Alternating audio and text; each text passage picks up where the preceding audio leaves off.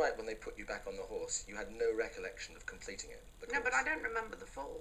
I actually don't really remember starting. I don't remember anything about that at all. But having been laid out earlier, I was always told the definition of concussion is how much we remembered before the incident. With mild concussion, Princess Anne rode on. In these circumstances, it's hard to ascribe to her outstanding physical courage. But what I do know is that it certainly impressed a few thousand foreigners. After her crash, I asked a British team official how she was. He got very petulant, but more concerned, he said, about the horse. So, when you look at it, even though you haven't seen it of late, these days, in the worlds of health and safety and everything else, if you'd had a fall like that nowadays, or if Zara had a fall like that nowadays, she would not be allowed to get back on the horse. No, actually, until quite recently, even if you just fell off, you wouldn't be allowed to get back on again, which is a bit pathetic. When you watched Zara competing, when you watch her competing, and when you watched Peter playing rugby, was there that natural instinct to sort of just shy away occasionally, thinking, oh, don't get hurt? No, isn't it interesting how people will define this, but I think there's a degree of honesty required here. I mean, I did exactly the same to my parents, and they allowed me to get on with it. It would have been hypocritical of me not to allow them to get on with it, and at least have the faith in them, because I knew them both and what their capacities were, not to let them get on with it. Do you see that she was allowed to be a bit of a free spirit and therefore allowed you to do the same? Yeah, I think so. Yeah. I think it would go all the way back to her having the choice about whether to give us titles or not, and she quite rightly said no. And I think that goes back to her parents giving her the freedom to choose. Asking the question. Never being afraid to ask the question. Yeah. Her Royal Highness had a vested interest in Stirling County under-18 against Gordonston School because, playing on the flank in the Josh Cronfeld scrum cap, was her son Peter Phillips, and he scored 2 tries actually as Gordonston won 29-11. So when Peter was caught at the bottom of a ruck sometimes, I mean, like any mother does, they sit in there going, hope he comes out of this all right. Sort of, where is he? And were you looking for him all the time? No, I have to say that I was also given fairly clear instructions. There was, in fact, one of the mothers on his team who had hugely embarrassed her offspring by her behaviour on the touchline, and I was just reminded that would be unacceptable behaviour. Look, don't worry, I'm not going there. But I'd seen a little bit of that even when I was standing on the touchline. I thought, no, that's not how you behave. So complete silence, you were the perfect I was parent. never the perfect parent, and probably never completely silent. It just depends what you thought I was shouting about. Isn't there a story of you playing rugby?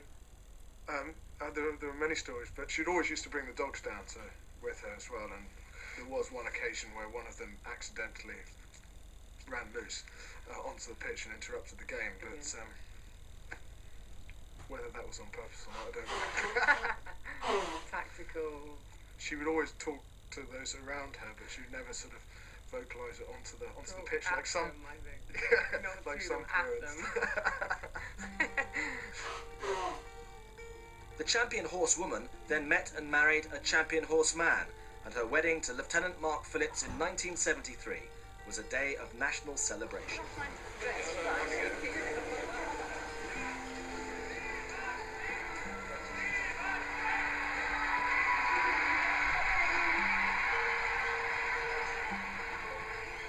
Just 1 year on, the couple made the front pages again, but for a very different reason. All night the cars remained where they'd been stopped as police conducted their preliminary examinations.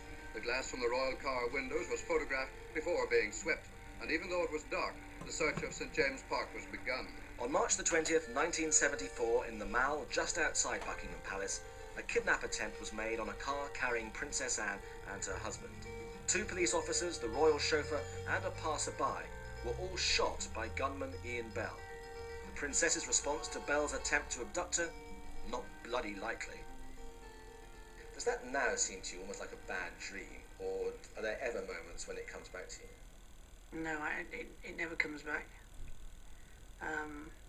Not in that sense. I mean, you occasionally think it through because of the setup and what it means in terms of security. and why it didn't work. And of course, the reason it didn't work, it was only one of him. If there'd been more than one of him, probably would have worked. So does that give you concerns about your children's security? Not in that sense. Don't forget, this was a public engagement, so it was publicly notified, and everybody knew who you were. And their lives are not that publicly notified. But that's occupational hazard. They didn't need mobile phones and technology to have several attempts on Queen Victoria, don't forget. It's nothing new. In 1977, the first of her two children, Peter, was born, and 4 years later came daughter Zara.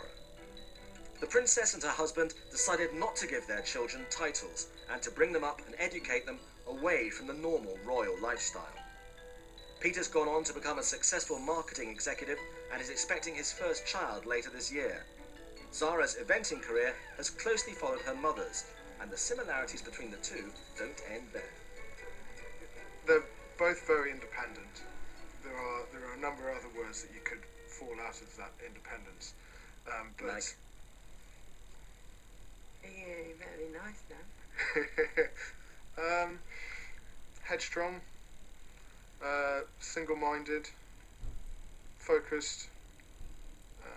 You pick whichever one you want. I mean, and I mean all in, yeah, exactly, hardworking. No, actually, no, seriously, and all in the best possible way. But Zara wouldn't have got to where she's got in her sporting world without having some of mother's single-mindedness and certain independence.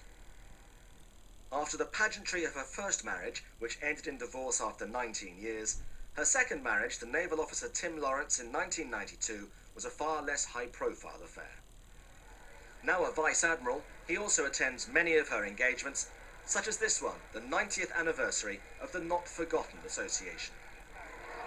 Well, we've been invited along to do a little turn, and we're thrilled. I can't tell you how thrilled we are to be here at Buckingham Palace. Shut How up. exciting. Look, Buckingham Palace. Come on.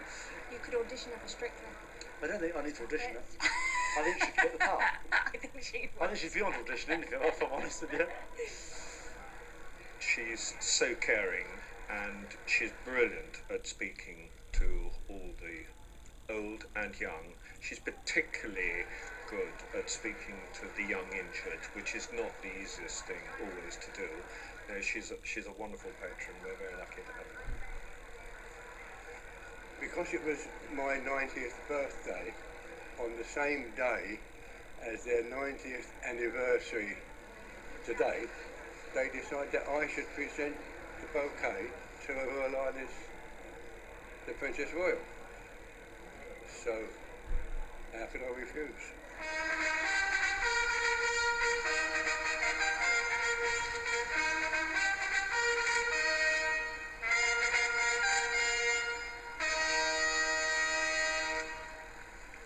What are the criteria for you about which charities you do and don't get involved in? Because I think at last count there's 108,000 charities in this country, which is an awful lot of charities. So what are the factors that determine yay or nay for you? The example had been set very early in terms of the royal family, because Prince Albert had really started the concept of members of the family becoming involved in a range of organisations, and that was seen as something that members of the family certainly did. And my father's advice was, well, just take it steady and wait until you find something that you really feel you can make a contribution to. Hence the Riding for the Disabled on the basis that a Equestrian background might be useful. Save the Children slightly different. I mean, that was a real challenge, and for a long time those are the only two that I was involved with. But both of them crossed a whole range of boundaries, and that's perhaps where subsequently I found sort of logical progressions in terms of other agencies or charities that was linked to specific parts of that experience.